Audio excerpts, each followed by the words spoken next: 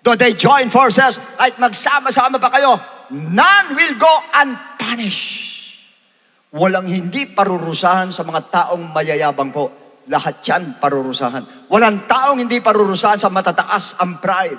Lahat yan parurusahan po. Tandaan niyo po, mark my word, ang Diyos ang nagsabi po. Kaya siguradong parurusahan. Kahit anong sektor yan. Family sector, ganyan ang pride mo, parurusahan ka.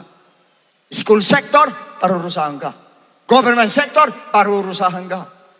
Kahit saan sector, church sector, parurusahan. Lalo na sa church. Lalo na sa church.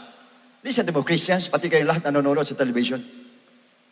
Lalong ayaw ng Lord yun. Yan ang pumapasok sa loob ng church.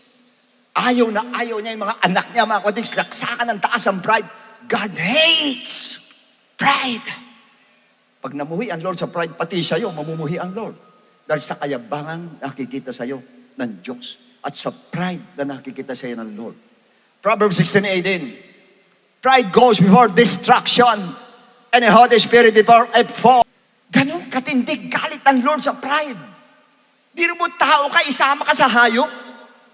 Sa atin po, madalas, you do not know, pag mataas ang pride, ang kasama mo ay yung mga people na with monster like you. And basically non-believers or rebellious Christians with a monster like you. Do you know